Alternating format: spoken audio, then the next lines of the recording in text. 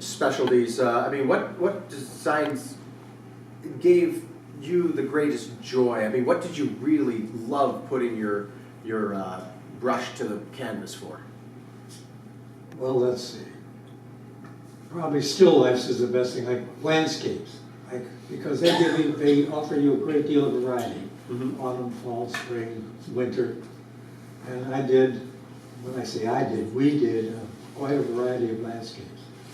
And in several ones, there was a landscape that had a mailbox in front of it, in front of the house. And the painter, the guy who painted it, put the mailbox down, put up his own mailbox, put his name on it. And said, now that's what I painted. Yes. Made it his own. We had a lot of situations like that. We also had, I just want to say this real quickly. We had distribution in England, okay? And they were paint by numbers, they were doing paint by numbers. One time we got a letter from a woman, it was a frantic woman. She says, I'm painting a picture as a gift for my fiance. But I dropped it all in the grass and all the paint got dissolved. Can you send me another set? Anyway, that's a little story that I remember. Were you able to get it to her? I don't know. Who cares? Maybe they didn't even get married because of it. We've all gone south at that point. Now, something that is unique, and for those of you that haven't had a chance to walk through the entire collection, we actually have an original printing plate from Craftmaster over here just underneath the Last Supper, as well as a few concept sketches created by Adam. Yes. And eventually, through the sort of, I guess, magic that all of you at Craftmasters did, you could create these finished kit designs, and you were doing this all before computer illustration software, and you could just Call it by hand. Where they'd scan it and they'd recreate it all for you. Now, please tell us about the different steps that it took in the process of transforming an original painting designed to a format that was reproducible and able to be completed by anyone who went out and bought a. Well, first of all, I can use a simple example. Let's take the horse's head, for example. The fellow that was doing the animals, we asked him, we thought that subject would be great because everybody was asking for horses. So we decided to do a portrait of a horse. And the idea was, in order to do that, you had to do the original painting, then you had to break it down, but the original painting had to be done with specific colors. And then you had to trace that, put it on acetate, number the outlines, print it on canvas, proof it so that all the paints corresponded. My wife, Estelle, was one of our proofreaders. A lot of times you number these things and you forgot, you put the wrong number in the wrong place, or she's looking at the finished drawings and she's saying, if this is not the right number, you left the space open. And I'll give her a little credit here. She was in a hospital for 9 months during her pregnancy. And she became our master proofer. If it didn't get through her, it didn't get done. Oh boy! And how many proofs were typically needed for until you finally know you just had everything perfect?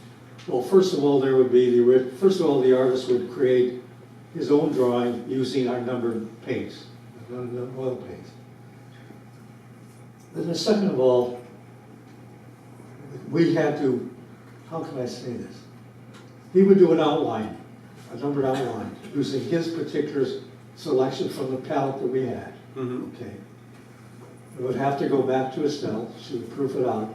And in many cases, they were wrong. We left out the wrong numbers, the wrong spaces, and so forth. But ultimately, when that was done, we put it in a press and we started to print those. At that time, we were printing them on real canvas. Did you ever hear of that? real canvas. Yeah, yes. As it turned out, people started to paint those things on board and Canvas board? Or no, not crystal, cardboard. cardboard, oh. Couldn't think of a more right word. But anyway, it went from there to, we got a lot of competition because a lot of them tried to knock us off, but we were the only ones who were producing these on canvas. Mm-hmm. And in the long run, our quality was all the best because we had the best artists. We had probably 25 or 30 artists, all specialized in specific categories, flowers, landscapes, whatever. And excuse me if I just repeated it. Did I just repeat that? No. Okay. I've got how long would it take, I mean, typically, when you give an artist an assignment, to go from concept to ready to print? Hours. Because first of all, you had a number outline. Second of all, you had to match the colors of the palette to proof it out and to see it was done, and to see how it was done. And in many cases, it took 2 or 3 tries before you could put something together that really worked. So the bottom line is it took quite a while to get an original subject that we could finally put on the marketplace because you had to, I'll say this real quick. A craft master, the artists had the advantage because Max Klein gave them a palette of over 300 colors to select from. And even if your painting was 24 colors, you could pick exactly what you wanted, which gave Craftmaster the quality that they needed to kind of beat all the competition. Amazing. Was that a long story? No. Okay. I could sit here for a while. And then in 2001, of course, the Smithsonian National Museum of American History presented a blockbuster exhibition called Paint by Number, Accounting for Taste in the 1950s. Right. Oh, and here's my Vanna White here. And produced just an absolutely amazing book here. That was their catalog. Yes. Yeah. And just an incredible amount of research that has gone into this. It's just a wonderful. Now, you served as a consultant on that exhibit. What was the experience like working with the Smithsonian? I mean, it's had to be it was very flattering. It was overpowering to think that a simple little idea like that would find its place in the Smithsonian. It's crazy. Mm-hmm. I don't know why did they even pick that up? Well, it might have had something to do with the fact that your paint by numbers concept sold millions and millions worldwide. I mean, that's just a wild guess. That was pretty wild. Now, yeah, I was going to say, I mean, it's almost like, that's probably established your concept of being an icon as far as the paint by numbers. It's literally just a cultural phenomenon. Yes. I want to make one comment.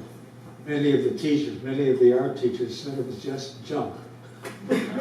Well, that was the art teachers. They were going to lose their jobs if it's well, anyway, that didn't happen. No, it didn't. In fact, probably just the opposite. A lot of people who never had the courage to pick up a brush before. I always said that in our sets. Pick up a brush, fill in a number. And I can't tell you how many people came to me later on and said, look what I painted. And I like the idea that people could feel that there was their own. They painted it. But with the number of people who wanted to paint these things, today there's still a big collection, private collection, and they just won't give them up. They're part of their heirloom. They're part of their history. So they're still there. Well, I can attest to that to a certain extent, and to the quality of the artist that comes out of you. I probably have 3 or 4 paint by numbers, not even half finished, sitting up in an attic someplace. So never quite had the hand or patience for it myself, but always amazed by people that did. That's okay. Don't feel bad. I've let it go. It's been a while. Now, paint by numbers came at a very unique time in American history. I mean, America was possessed with very much a can-do spirit. I mean, Hobbies were everything. yes, well, the space age, everything. It was like I recall at the time, and people would mail order everything from houses to automobile kits, and I mean, build your own home, build your own car. And you could, I remember one, you could get a small little rocket and shoot it off into the sky. That. The problem was we lost it. But I think your concept seemed to touch the American public right at that time, and here it is, once more a can-do spirit of you can buy this, you too can become an artist. Well, every time I saw one of those things, the people would say, "Look what I painted." And I said, "It's terrific," and so forth and so on. And as I said before, we set out to give adults a coloring book. That was the whole idea. And as it turned out, it became more than a coloring book. But it proved to me that grown-ups like to paint and draw and color just like children. So we hit a responsibility. A lot of them could go back to their childhood and say, "Look, I'm just a big child. But I don't want to do it in crayons. I want to do it in paint. Here you are, do what you want." So that was it. That's amazing. Yeah. It really is. I mean, there's so much here that, I mean, we could continue on for some time, but I just kind of want to get a sense as we wrap this conversation up.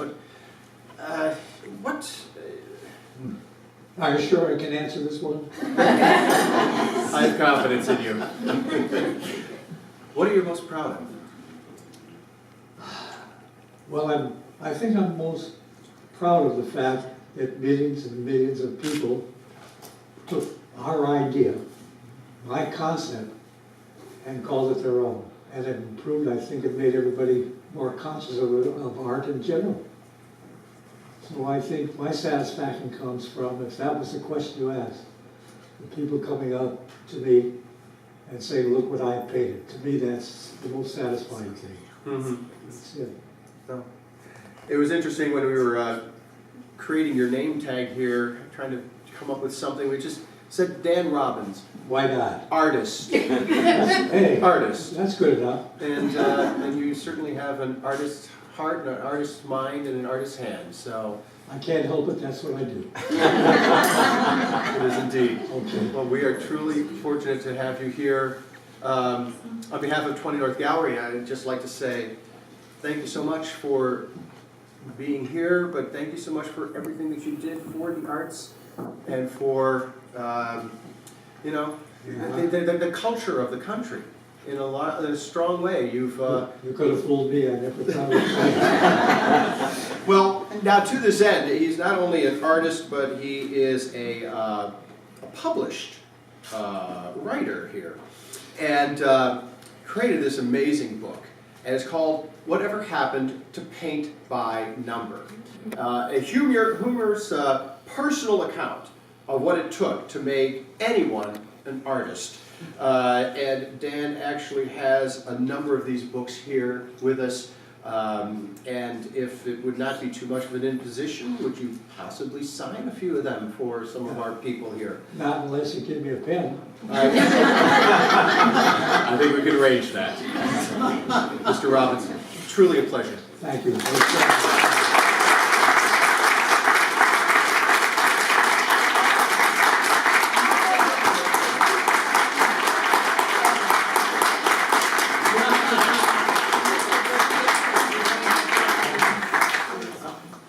Ladies and gentlemen, we're going to take a few minutes. Please make yourselves at home, refresh your beverages. We're going to move some of the chairs out of the room to give us a little bit more space to get around in, and Mr. Robbins will